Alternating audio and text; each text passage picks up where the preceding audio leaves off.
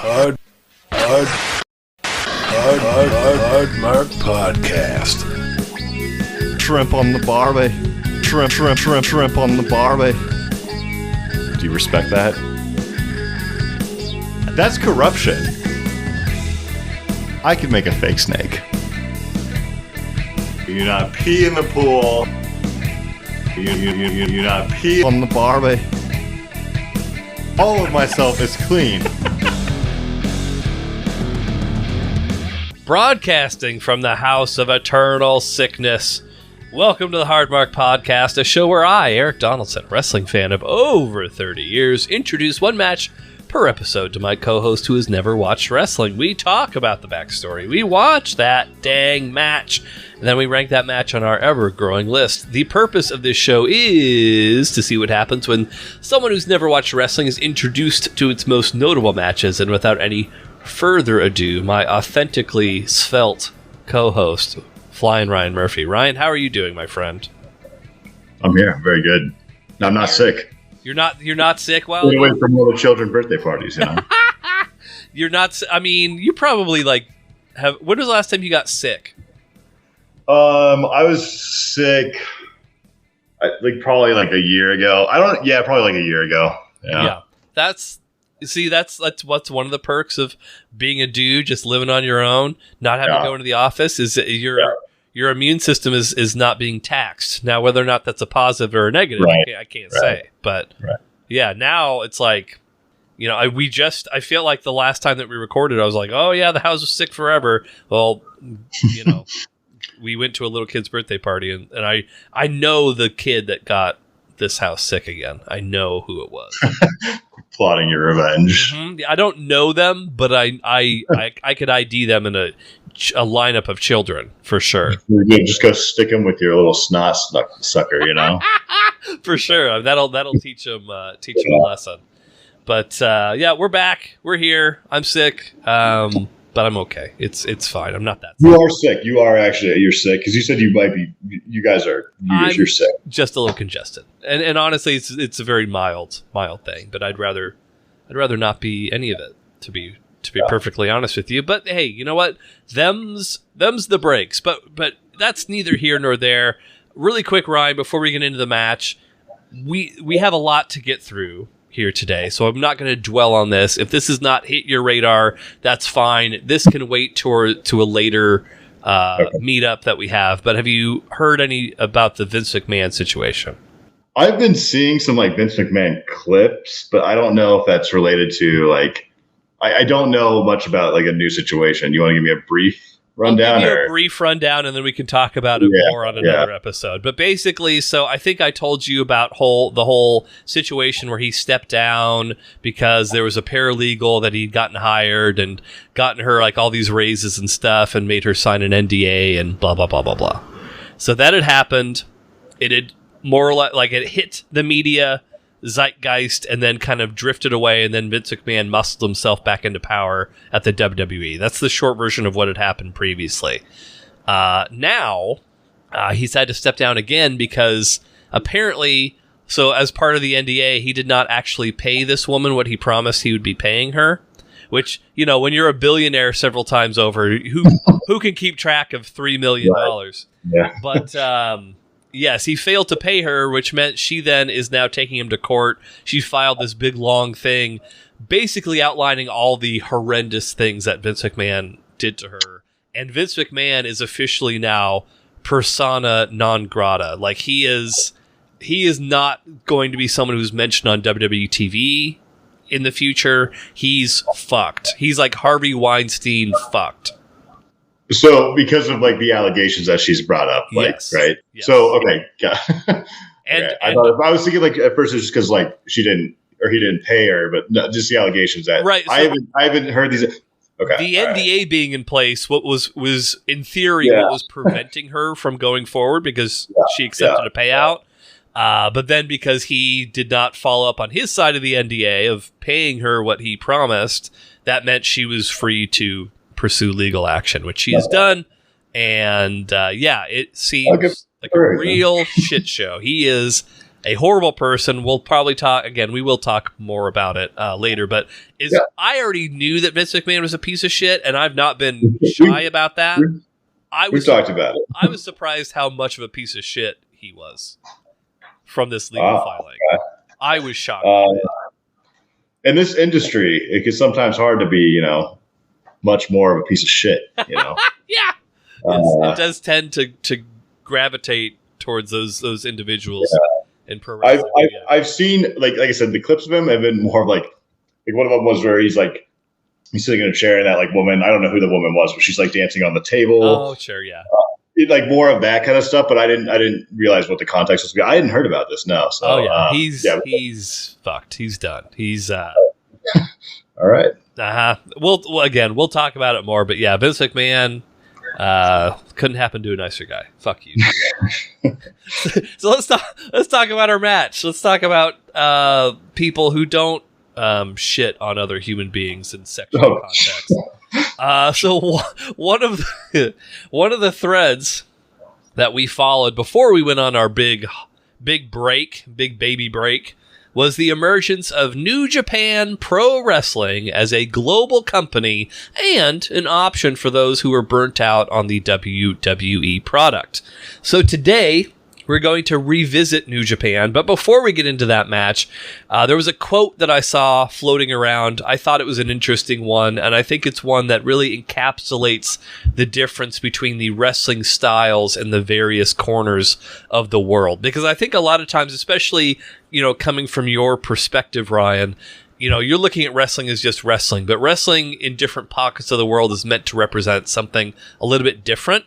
And so I think it's good to kind of judge it by its own individual standards. So there's a prominent independent wrestler, a guy by the name of Chris Hero. He's been around for a bit. He summarized it like this, and he's wrestled in all these different countries, so he's a bit of an expert in terms of like how you would define each style of wrestling. But in the United States, pro wrestling, it's a morality play. It's good versus evil, and it's right versus wrong, generally speaking. Which we've seen enough U.S.-based wrestling to know that's pretty spot on. It's you want to cheer one guy, you want to boo a guy. Things have become more muddled and gray lately, but that's the general vibe of U.S. wrestling. In Mexico, which we haven't seen a whole ton of, wrestling is a marriage of pageantry and acrobatics. It's not meant to be simulating a realistic fight. Mexican wrestling is meant to showcase athleticism and spectacle. I was just going to ask, sure, yeah. Jump in the middle of this. I also feel like, wrestling like in the US also kind of has that aspect too. Do they pick that up more from Mexico or because it's a lot of flashy, doing some crazy acrobatics. The acrobatics was not that's always been a part of Mexican wrestling. Yeah. More and more over the past, 30 years in wrestling has that been incorporated more into the U.S. style. Traditionally it was not a whole lot of that. It was a lot of times where guys would barely leave their feet. But yes, it's that has been more of a Mexican influence across the other countries. So, and you're seeing now, especially with the internet being this internet's really taken off, Ryan.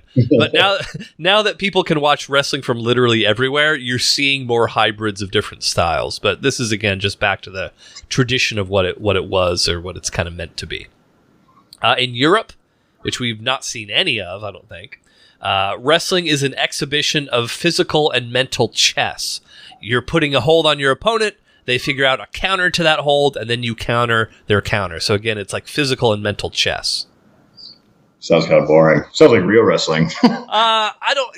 Eventually we might watch some of those. I find it to be interesting, but I don't know, if it would scratch the itch that you're necessarily looking for. But the last of the definitions, Japan. So in Japan, wrestling represents struggle through sport. It's a battle of wills, where to truly win the fans over, you have to demonstrate fighting spirit. And so I think of those four areas, those four regions, territories, I think the Japanese definition might be the most abstract. And so we can chat about it a bit. So for most Japanese wrestling companies, their stories are not told via Zambonis or skits at hospitals, but through what happens inside the ring over a period of months or even years. In short, the stories in Japanese wrestling are simple, but the personalities are complex. And so that's where you're getting the drama from. So for example, there's a guy in New Japan, he's named Yoshihashi. He usually would look scared or confused when he enters the ring. That's not part of any storyline. That's just how his face looks. He looks like a big dope. New Japan always gives their guys English nicknames. So no matter who you are, if you're a New Japan wrestler, you're going to have some sort of English nickname. Some of them translate better than others. The nickname Yoshihashi was given was Loose Explosion. Which always makes me laugh. At one point, I wanted to get a Loose Explosion t-shirt, but I think that ship has sailed.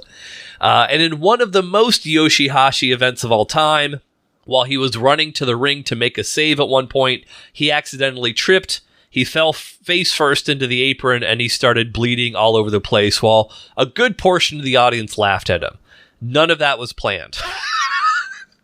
But in spite of all this, just like how some people are fans of the Detroit Lions, there were still pockets of fans for Yoshihashi. And over the past few years, while he'll never be a world champion, Yoshihashi has found himself a capable tag team competitor. He won his first championship as part of a tag team, which, when that happened, it actually made his fans in attendance weep tears of joy. And so I think that's the main thing to keep in mind when we watch a lot of these Japanese matches. These stories are being told via the matches themselves and the wrestler's ability to show enough heart to win fans over. And so sometimes that can happen in one night, sometimes that takes years to happen, and sometimes it never happens. So with all that said, let's talk about our match we'll be watching. Back in episode 74, which this is, what is this? Episode 84. But back in episode 74, we saw an incredible match featuring Kazuchika Okada successfully defending the IWGP Championship against Kenny Omega in the Tokyo Dome.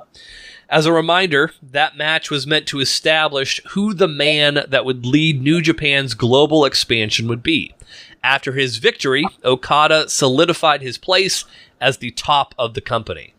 But as we talked about in Japan, it's about struggle through sport. And for a guy like Okada, in his fourth reign as champion, you could easily come to the conclusion that there really wasn't much of a struggle left.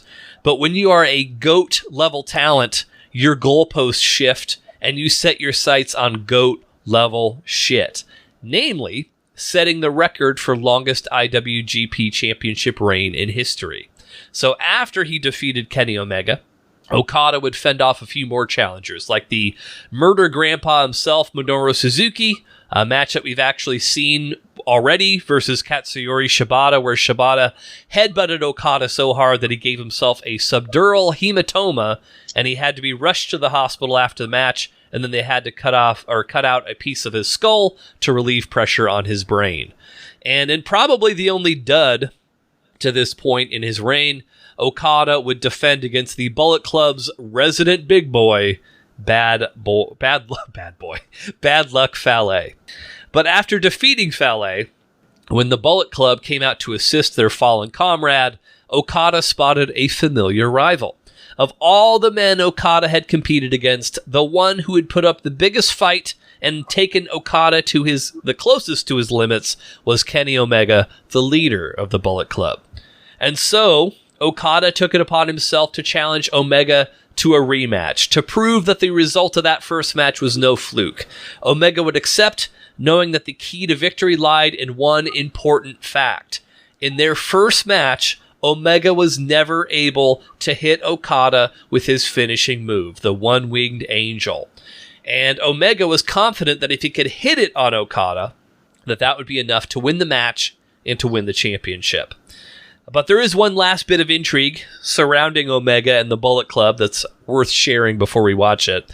Despite Omega being considered the leader of the Bullet Club for the past year, there was a more recent addition to the group that had shaken things up, You might remember him from the last match that we watched, now with the nickname of the American Nightmare, Cody Rhodes. You remember Cody Rhodes? Name, yeah. He was the guy that you really didn't like at first, and then you came around to enjoying him towards the end of the match. That was Cody and Dustin Rhodes, Goldust versus The Shield. But Cody's departure from the WWE, that's another story for another time.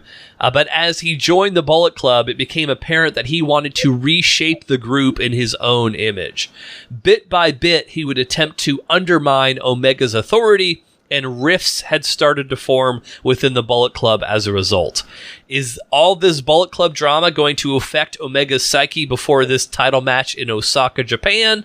Time will tell. But Omega's faithful pals of the Young Bucks will be ringside to provide moral support against the reigning champion, Kazuchika Okada.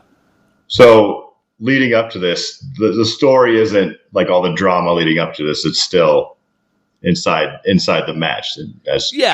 The focus is absolutely on, okay, this is a rematch to a legendary fight from 6 months prior.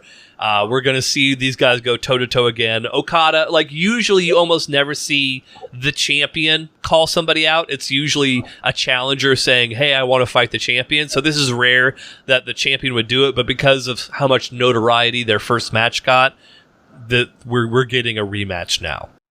But bubbling under the surface, a side story is the Bullet Club drama surrounding Cody Rhodes and Kenny Omega. So there you go. Quick bit of data. I don't have a ton of data here. Your record, 51-38-1. This is going to be the 91st match that we have watched together. We're closing in on 100, Ryan. And you are on a 2-match winning streak. We will take a quick pause, and then we will be back with our thoughts. On Kenny Omega versus Kazuchika Okada at Dominion. Thank you, everybody. It's what the world has been waiting for, the most eagerly anticipated rematch, maybe in pro wrestling history. And Omega looks great. That 15 pounds of lean muscle mass, he's wearing it well for tonight.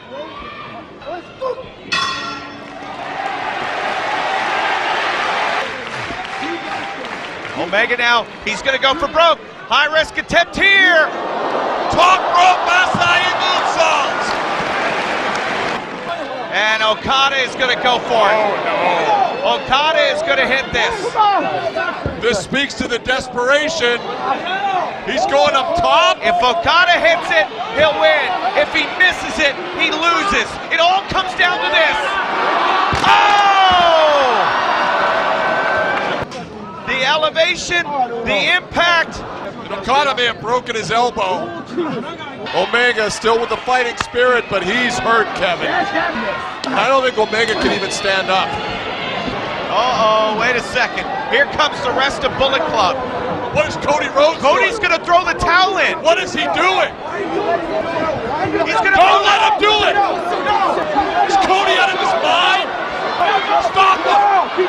Why is Cody wanting to throw the towel in? The rest of Bullet Club is concerned, though, to the point where Cody wants to throw the towel in. The Bucks need to drop Cody Rhodes where he stands before they let him throw that towel in. Oh, block the Rainmaker. Oh! V-trigger! Reverse Rana! Reverse Rana! The rest of Bullet Club can't believe their eyes. Neither can 12,000 strong. Neither can us here at ringside. What the hell is wrong with Cody Rhodes? No way, says Kenny. Towel be damned. Here comes V-trigger. No! Oh! Right in the face! It's jumping deep. One, two, no!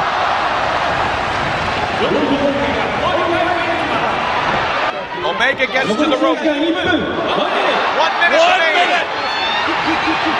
Come on, Kenny! Desperation setting in for Omega, realizing he's only got a minute left. Nailed it! Snapdragon! Get him up, get him up, get him up! Oh! Drop kick! Goddamn drop kick! Rainmaker! Turn him inside out! Rainmaker!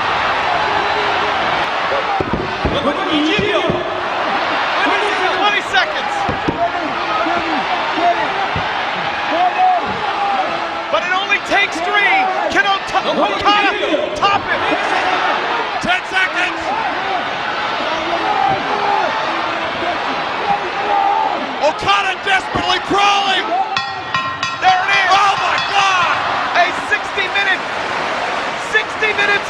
fire. Unbelievable. Fans are on their feet. What a display of athleticism by both men. Liger and I We looking at each are other. back. We just watched Kazuchika Okada versus Kenny Omega 2 from Dominion in Osaka. What did you think of the match, Ryan? I'm so highly conflicted on this match. I don't know. I have a lot to say, but it's just. I know what I want. So allow me to open up this LaCroix. I was dreading going into this match. Of the whole list of matches that I have put together, this is the one I was dreading the most. Not because I hate the match, just because I know how it's on paper the antithesis of everything that you enjoy. And like, I was so convinced that you were going to piss me off with your thoughts about the match because A, it's a 60-minute match. Oh yeah. B, it ends in a draw. So both of those things were working heavily against this match in the Ryan Murphy rankings. I asked you in the beginning. I was like, "Is this match an hour and a half?" Because yes, and you're like no. And technically you were wrong, but yeah, and I didn't lie to you. You knew this was a long, and it didn't it kept rolling. It didn't seem like it was like an hour, but yeah, it was a fucking long ass match. There is a reason why. Yeah, we split the rumpus time and the wrestle talk this time around for this very reason, because I knew an hour-long match in the middle of all that other stuff that would be a marathon. We'd be sweating from our eyeballs, right? Once again. But yeah, so you picked Okada. Again, there was no winner. It was a 60-minute draw. Just so everyone's clear about that. But I guess before I get to the notes, coming out of it, what is your impression of the match? What are your feelings? I thought this it had I thought maybe I don't know 35-40 minutes through when it got nuts. I was like, okay, sick. This is going to be one of the nuts most insane endings that I've seen in wrestling. It got so, and I give or take that time frame, but you know what I'm talking about. And then it drew on after that a little bit. And then at the end, okay, you get down to the time. And there was no chance. I even asked, I was like, okay, when you mentioned, I was like, okay, is this going to be a draw? But I didn't, I thought there was no chance this match was going to end. How can you end a match like this in a fucking draw? This is. Well, and the thing about, go ahead, keep going. It's going to hurt the match. But it also had a lot of really cool shit in it, Mm-hmm. So little drama, amazing moves, some of the best that I've seen. Didn't know what the fuck was going to happen at the end, which I guess is kind of the point. But sure. Still, I'm pissed. I'm not happy. Ordinarily, so a lot of times if a match ends in a draw, the live fans, people who paid money to be there, would also be pissed. But it was one of those things where you just saw such a fucking incredible match. Both guys got their ass kicked. Both guys gave you literally everything that they had, and they couldn't be mad. So the live audience, who ordinarily would maybe piss on a draw, is you know what, what we just saw was a fucking legendary match. I get that it was a very good match, but for an hour long, I want a winner and a loser, black and white, zeros, ones. I want some sort of definitive and that I did not get it. I got wrestling blue balls right now.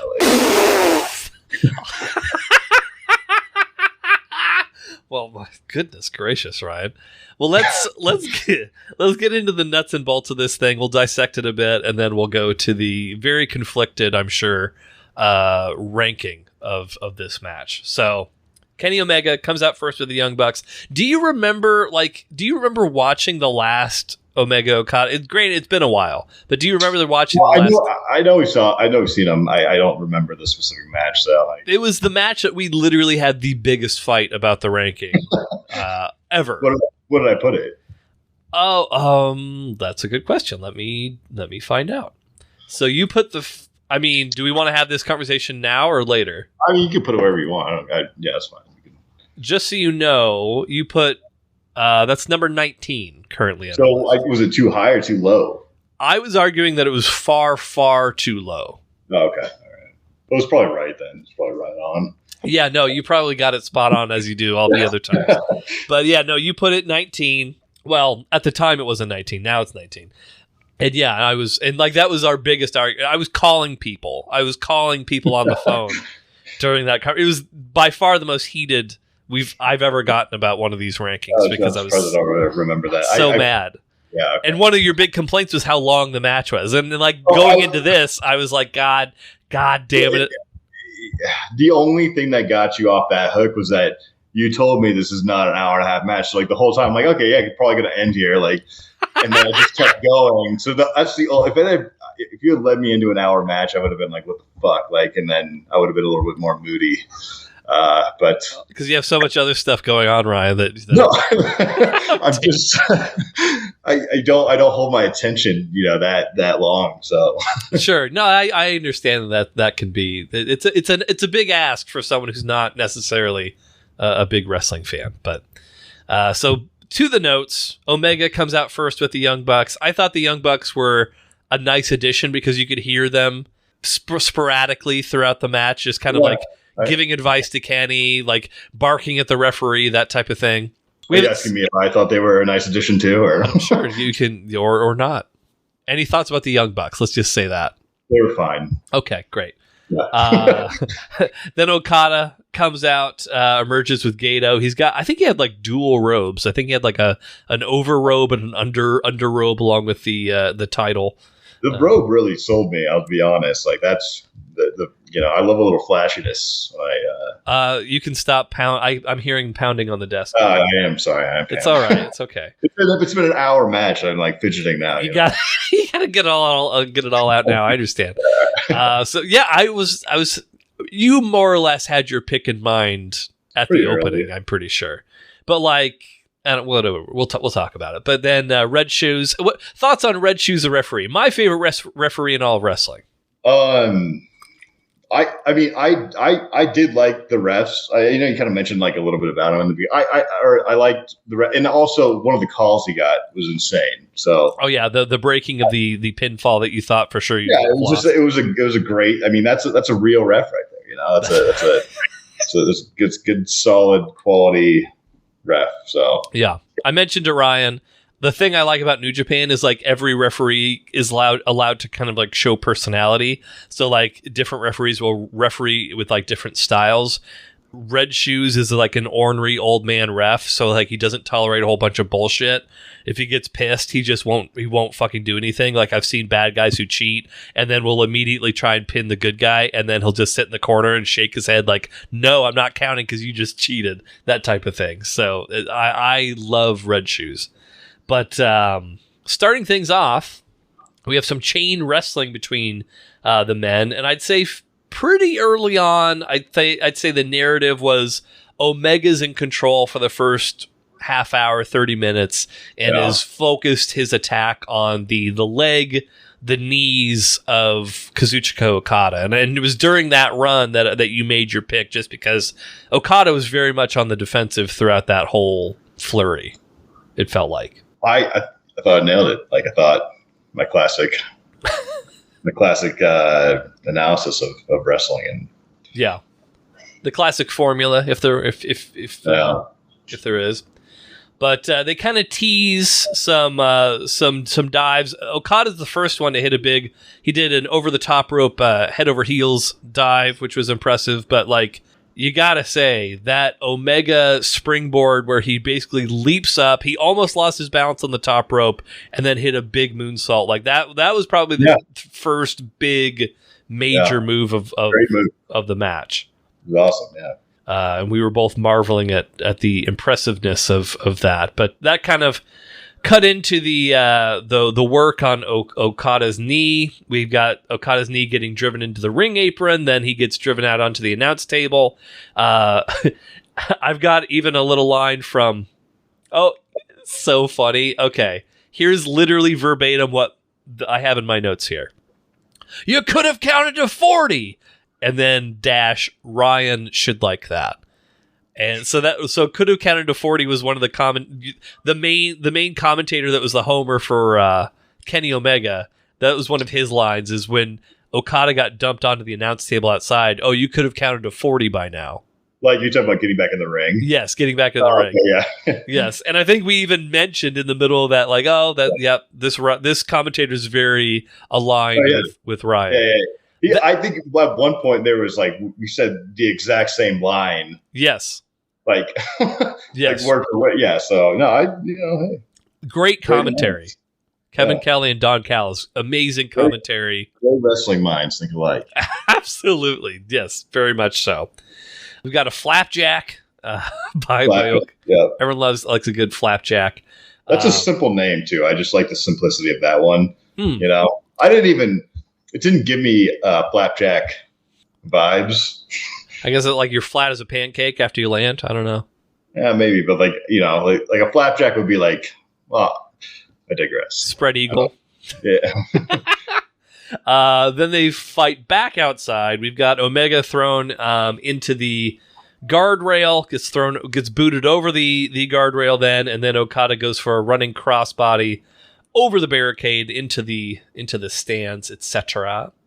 Then we've got, man, there were some wild like neck breakers, like the standing knee neck breaker that Okada does, where you and I were talking about like the margin for error in some of these moves is like nil. Yeah. Like if you fuck somebody up in the wrong spot, like they're done. And it's so fast too. Like it's not like you have time to like.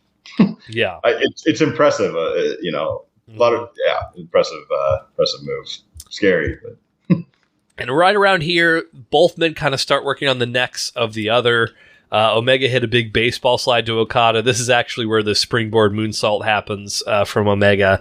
And then he follows that moonsault up, climbs up to the top rope, missile drop kick to the back of Okada's head. And so like that's really where Omega switches his focus from the knee of Okada to the neck, upper back, etc. Omega...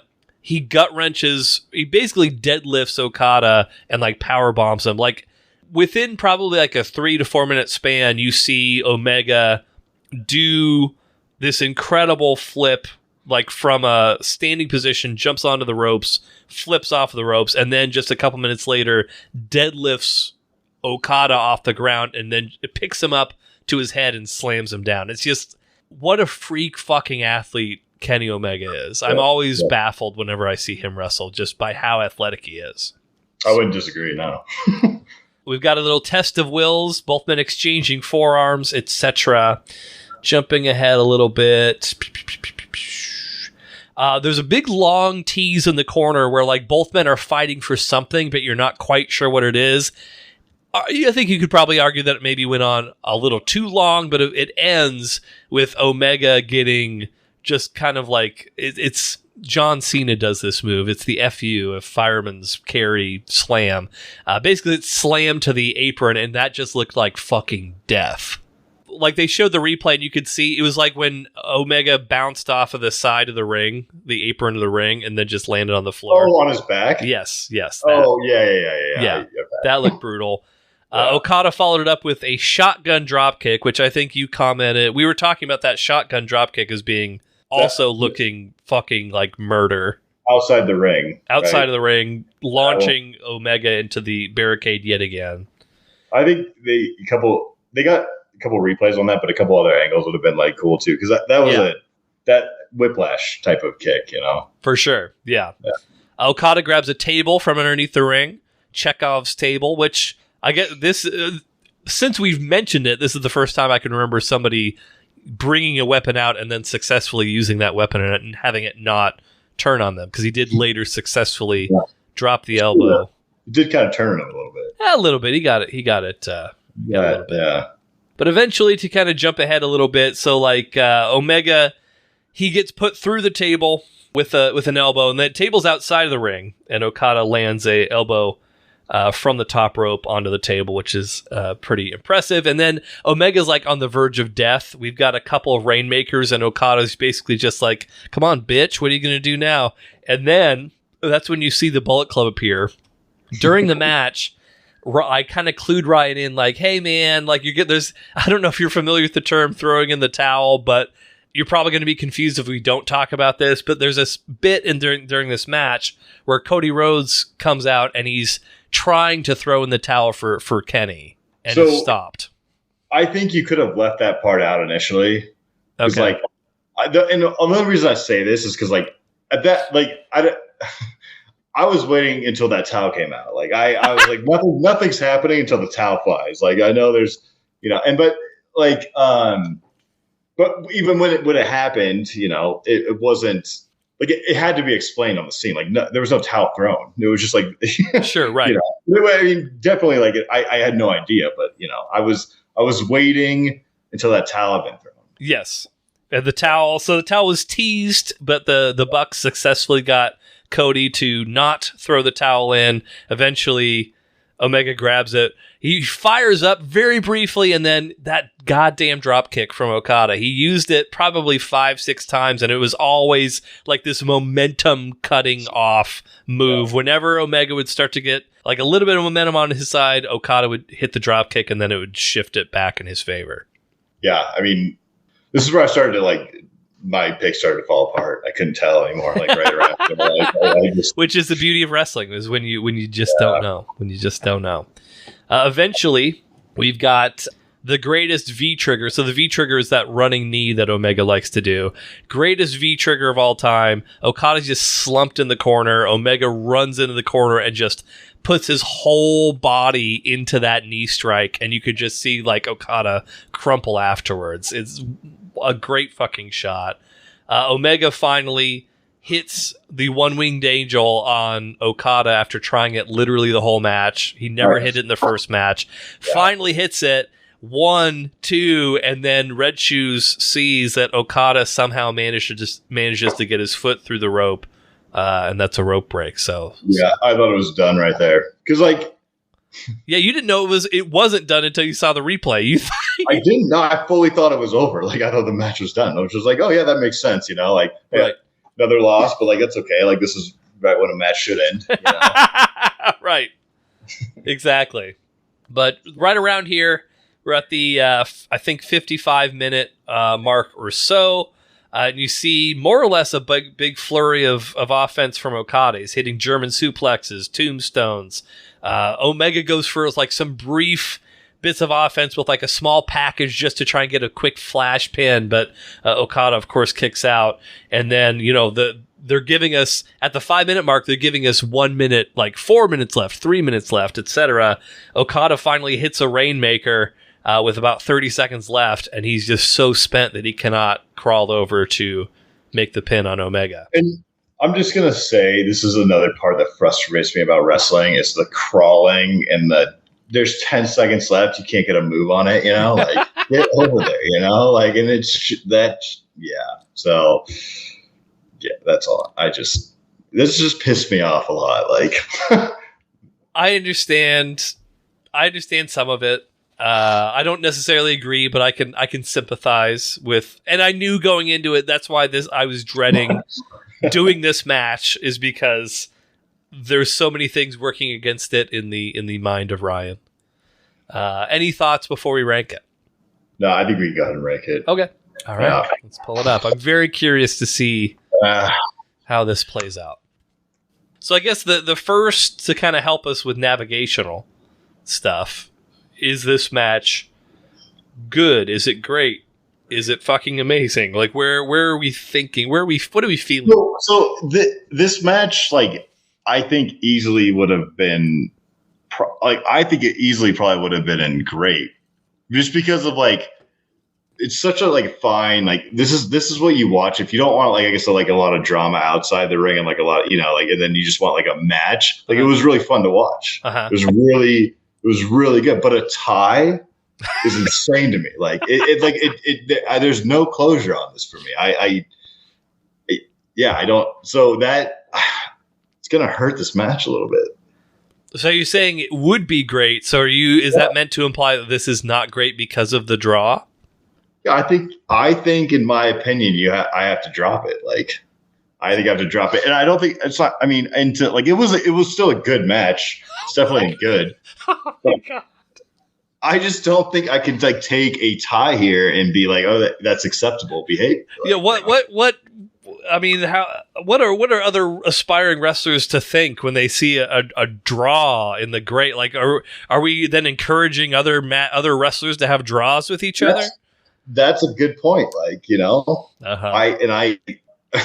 I know you're being a little sarcastic, but like Eric, like I don't like that at all. Like I just think this match had so much, and like it's like I said, especially around that 40-minute. I mean, whatever. Like around that time, 2/3 of the way in, it was like I was like, holy shit, this is getting nuts. Like, this is gonna be such a sick ending.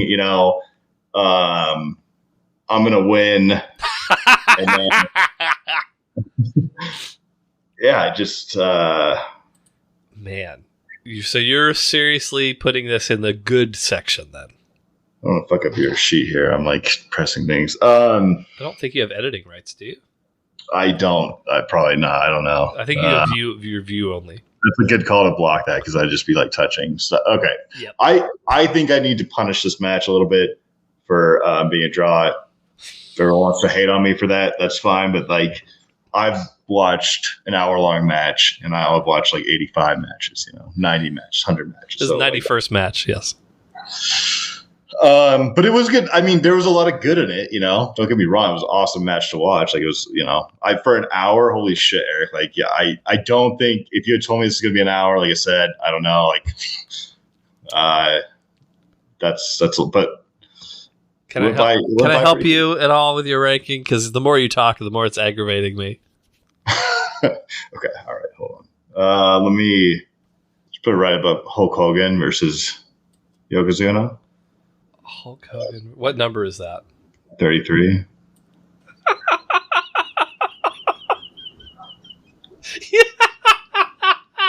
Above Hulk Hogan versus a match that went, I think 45 seconds, if my memory serves me correctly. I just wanted to like. So okay, so just is that what you're thinking? I mean, I would say like I'm putting this in the middle of good. I don't know specifically what match, but like I figured for putting me through an hour-long match, I throw a little shade of Hulk Hogan again. What do you think that hurts me? That you're yes, I think it hurts you. Like I think it hurts you every time I do it. Okay, great. So you're contemplating number 33, which would be directly above Hulk Hogan versus Yokozuna from WrestleMania 9. Again, a match that I think went maybe a minute and a half tops, and then it would be yes. It should. Okay, I don't think that's a fair. It's a fair placement. And then it'd be below. It'd be below Eddie Guerrero versus Rey Mysterio Jr., which is another match that Ryan criminally ranked too low. You know what? Yeah, this is 33. That's my age. Right there.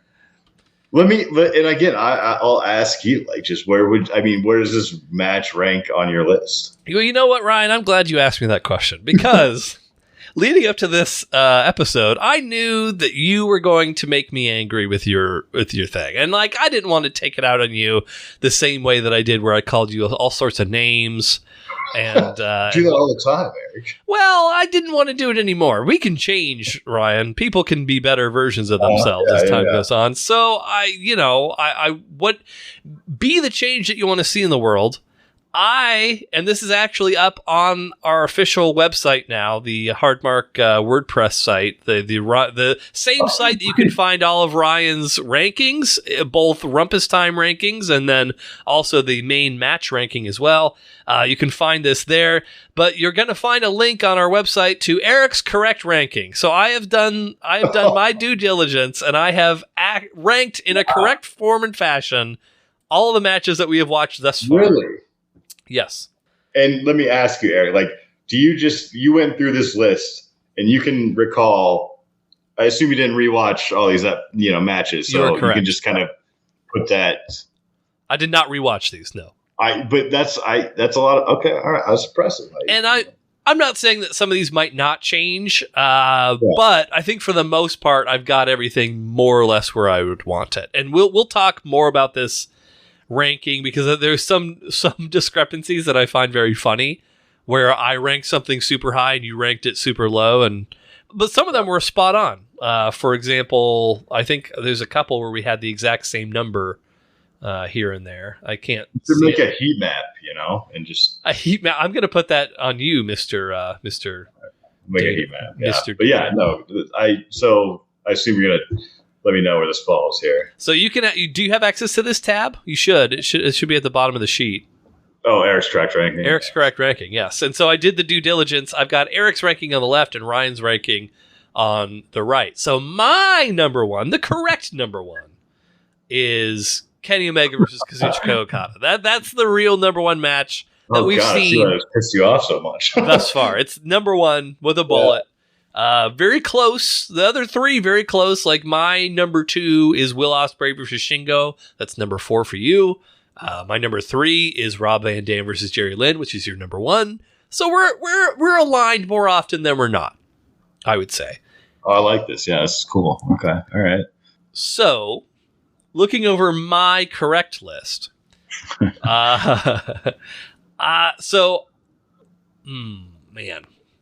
I think this match is either fucking amazing or great. It can't be fucking amazing. Why not? Because it's a tie? Because it's a draw? Like you can't. I mean, you could put it in great for sure, but like fucking amazing, that's a stretch. So ultimately, when I come down to like difficulty, thinking where I want to put it, I come back to this one thought of what match would I rather watch? Would I rather watch match A or match B? And that's what it kind of boils down to for me. And so I don't think that this match was as good as their first. It was a great fucking match. Oh, man. This is tough. I do think it's great. I think it's up the top of great, towards the top of great. I'm going to say... this even feels low, but I'm going to say this is my new number 13. So this is going to be... I'm putting this directly underneath Shawn Michaels versus Razor Ramon ladder match and directly above, coincidentally, the Eddie Guerrero versus Rey Mysterio Jr. match that Ryan did dirty that I just mentioned. Eric, I don't think I fucked this match, dude. I don't think I fucked over the ranking that high. I judged it properly. I'm not like I could like. You kind of fucked it. Great. You kind of fucked. You said it was good. That's a fuck. You good fuck. You good. I didn't come in here and be like. I didn't really fuck this match. I put it a tier down. You're gonna stand here with your fucking bold faced lies and tell me that match wasn't great. Yeah, no, you can say the ending of the match wasn't to your liking. That's the whole goddamn match, Eric. Well, you're wrestling ignorant, and I wish you'd be a little bit more aware of the fact of how ignorant you were wrestling wise, as opposed to like. No, it's the rest of the world that's wrong. Like you're just so insulated in your bubble of football and other fake sports that you just can't grab your mind that sometimes the art of a draw can be beautiful. There's no art in a draw. That's why they removed it from all sports. Except soccer, it fucking sucks anyway. So it's still a thing in hockey though, right? I think maybe, yeah. I don't know if they go to shoot, but whatever. Like I like even hockey's kind of stupid, Like so.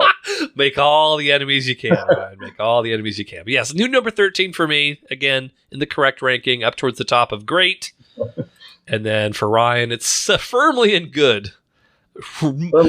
Just slightly better than Hulk Hogan versus Yokozuna for all you WrestleMania. I feel like I should have put it behind it now. Like I thought I was gonna like do whatever you want to with your bullshit list because I don't. You don't have that power. Right there, I was trying to like throw the most shade on it that I could in that area. I was being precise, but then I was like, how can I like piss Eric off a little? And I was wrong. I didn't even do that. Yeah, you didn't. Yeah, because I've caught on to all your tricks. You were like, it's my list, Eric. It's my list. Well, guess what? Have your bullshit list. I've got a good list that I can just do whatever I want to with. And now everybody's happy. I'm glad you made your list. This is a great addition to the list. Let me yes. And it's probably the only other thing I was thinking is like sometimes I like to go with my heart and sometimes I like to go with the match. And obviously you should put a category in for that when I call it, you know? I'm not going back through 91 matches to say which ones he called with his heart versus his head. I'm just saying you can start it now, Eric, all right? But other than that, I like the addition. I like the addition. I'll consider it. I'll give that some consideration. All right. Well, we are finished with the wrestle talk. Let's do a real quick edition of Eric's Wisdom Tree. I've got some ones that would rile people up. But no, my heart is telling me this. This is what I need to say. And this, I don't know where you're going to fall on this. Okay. Maybe you'll agree, maybe you won't. So my hair is out of control. I've not had a haircut since, I think early to mid-November. So we're working on, 3-ish months? That's a bit of time, yeah. It's a bit of time. Usually like 5 weeks is like when I'm on top of things, how long it'll be. But this is, this is like 12 weeks approximately, give or take.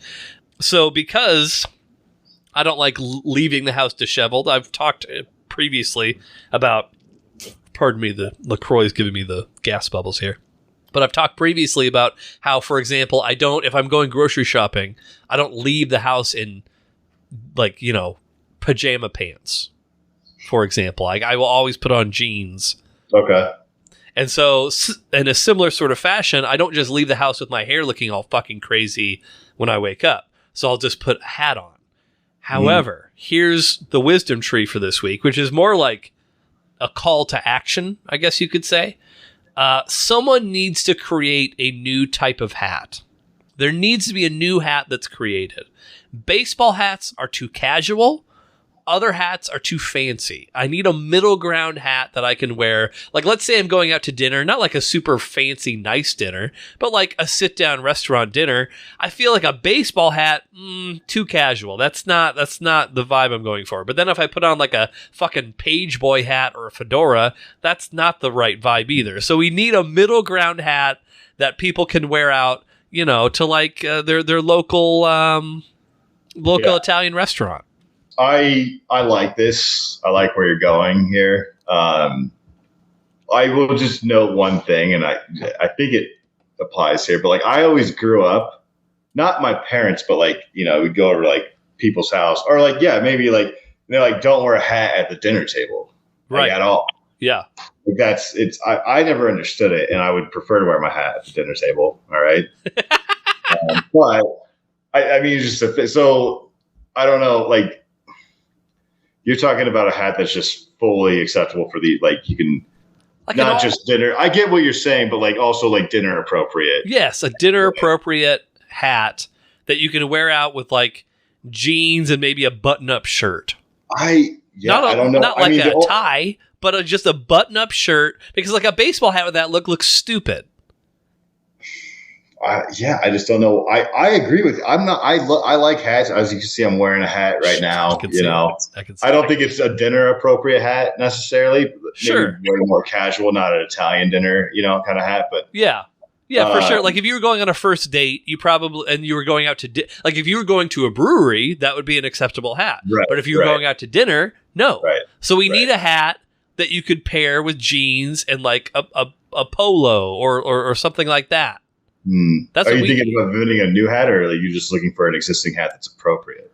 I don't think that there is it. I've done Google searching. I don't think that an existing hat exists for what I'm talking about. So we need to call upon the fashion designers of the world to create this I don't hat. know what that new hat would look like. It's just like, it's one of those things you can't think in like 4D, right? Like, so I'm trying to like think of this new hat, and I just can't see colors that don't. I'm trying to picture this hat. Yeah, no, but.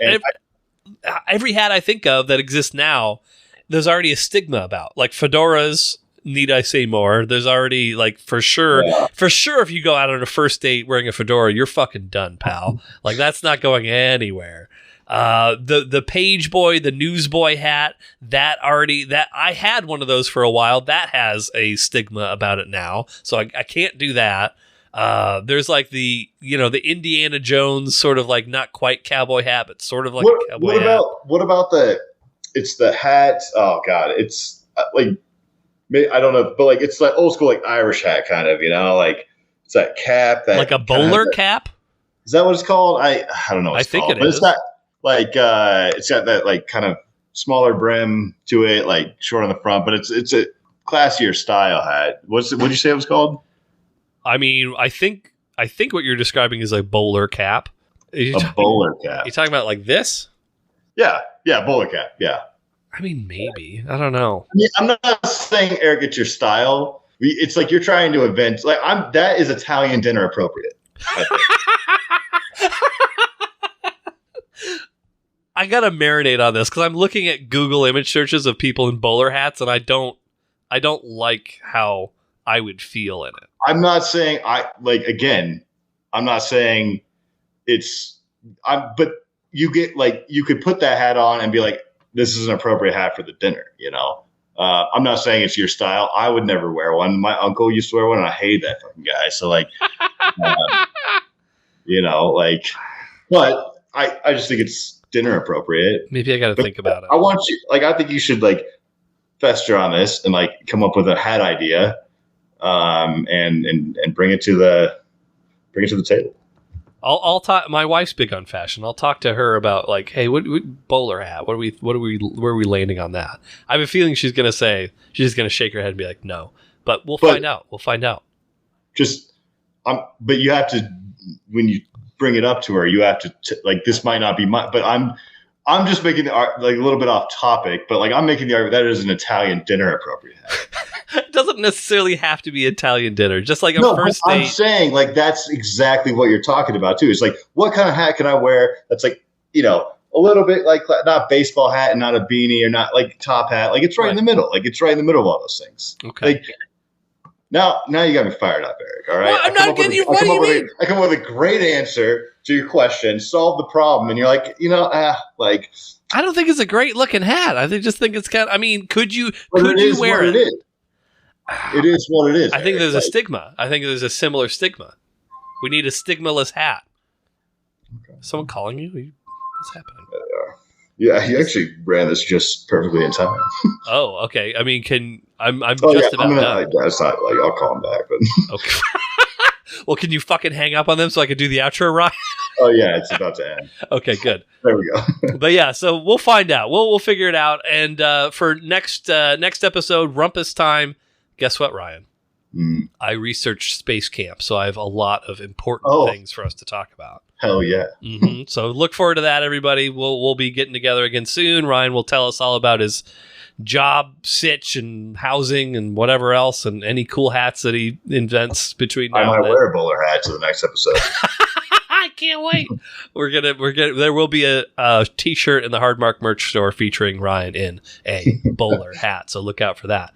But follow us on Instagram, the Twitter, Hardmark Podcast. I will, by the time this makes air, it will probably have already been posted, but I did actually post something or will be posting something on our Instagram. Not it's not that important. It's just a little clip that I thought was funny. But hey, maybe I'll post more. You never know. Ryan, he's on TikTok. Maybe he's on Threads. We don't know.